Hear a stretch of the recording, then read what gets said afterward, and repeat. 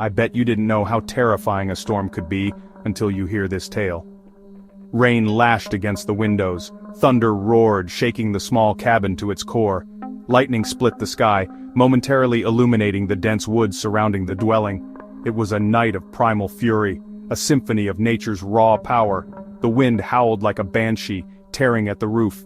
Each gust threatened to rip the little cabin from its foundations and hurl it into the maelstrom. Inside, a fire crackled nervously in the hearth, the only source of warmth and light in a world gone mad.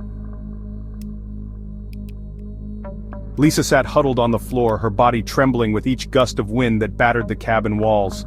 A blanket pulled tight around her shoulders. She tried to find warmth and comfort in its embrace, but it was a futile effort. Her heart pounded in her chest, keeping rhythm with the storm raging outside.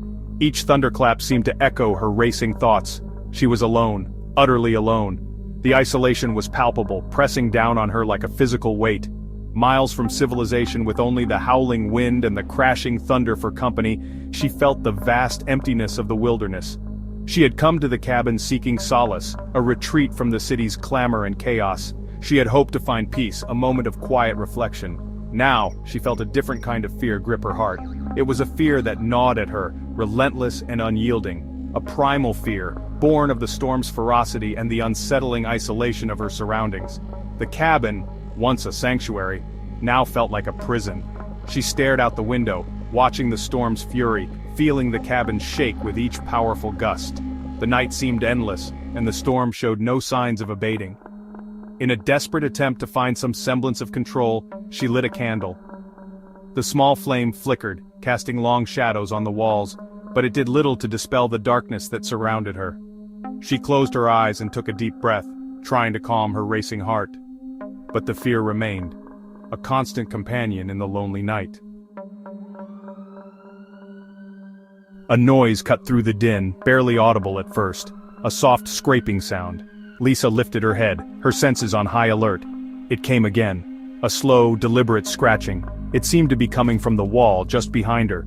She strained her ears, listening intently. The scratching continued, rhythmic and purposeful. It was no animal, she was sure of that. No animal could scratch with such deliberate slowness, with such chilling intent. Section 4. Terror mounts. Fear, cold and clammy, tightened its grip on Lisa's chest. Her breath came in short, shallow gasps. The scratching grew louder, closer. It was moving along the wall towards her. She wanted to scream, to run, to do anything but sit there, paralyzed by terror. But her legs felt like lead, her voice trapped in her throat.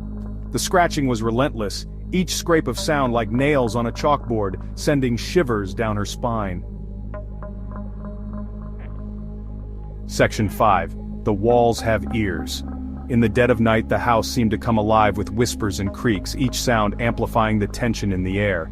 Then, as abruptly as it began, the scratching stopped. The silence that followed was almost deafening, as if the house itself was holding its breath. Silence descended, heavy and absolute, broken only by the dying embers of the fire and the incessant pounding of her heart. Lisa could feel her pulse in her ears, each beat a reminder of her growing fear. Lisa remained frozen, her eyes fixed on the wall, waiting, dreading. Every second felt like an eternity as she strained to hear any sign of movement. Suddenly, a floorboard creaked right behind her. The sound was sharp and clear, cutting through the oppressive silence like a knife. Lisa gasped, whirling around to face the source of the sound. Her breath caught in her throat as she scanned the room, her eyes wide with terror. But there was nothing there. The room was empty, devoid of any life or movement, yet the feeling of being watched persisted. Just shadows dancing in the flickering firelight. They seemed to mock her, their movements erratic and unsettling. Yet she could have sworn she felt a cold breath on the back of her neck, a whisper of something unseen against her ear. The sensation was so real, so tangible, that it sent shivers down her spine. She knew she wasn't alone, even if she couldn't see who or what was there. Section 6. A ghastly revelation. As Lisa stared into the darkness, her blood ran cold. The scratching began again, a sound so faint yet so unnerving that it sent shivers down her spine. She had heard it before, but tonight it felt different, more menacing. But this time, it wasn't coming from the walls. The familiar creaks and groans of the old cabin were absent, replaced by an eerie silence that seemed to amplify the scratching noise. It was coming from within, from inside her. The realization was almost too much to bear. She felt a cold sweat break out across her forehead as she clutched her chest, trying to understand what was happening. A slow, deliberate scratching, as if something was trying to claw its way out. Each movement felt like a knife scraping against her insides, a relentless pressure that grew with every passing second. The realization hit her with the force of a physical blow.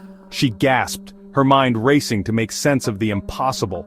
How could something be inside her, moving, scratching, trying to escape? It wasn't some creature in the walls. It wasn't a figment of her imagination or a trick of the light. It was real, and it was inside her, a living nightmare that defied explanation. It was something far more terrifying, something insidious and unknown that had taken root within her. She could feel it spreading, a dark presence that seemed to consume her from the inside out. The storm raged on, oblivious to the horror unfolding within the cabin walls. The wind howled and the rain battered against the windows, but inside, Lisa's world was collapsing. As Lisa's screams were swallowed by the wind, one chilling truth remained. The terror wasn't coming from outside. It was a part of her now, an inseparable entity that had taken hold of her very being. It was already inside, and it was just getting started. The nightmare had only begun, and Lisa knew that whatever was inside her was far from finished. And as the darkness closed in, she realized with a sinking dread that the true horror was yet to come. The scratching was just the beginning. What lay ahead was a terror beyond her wildest nightmares.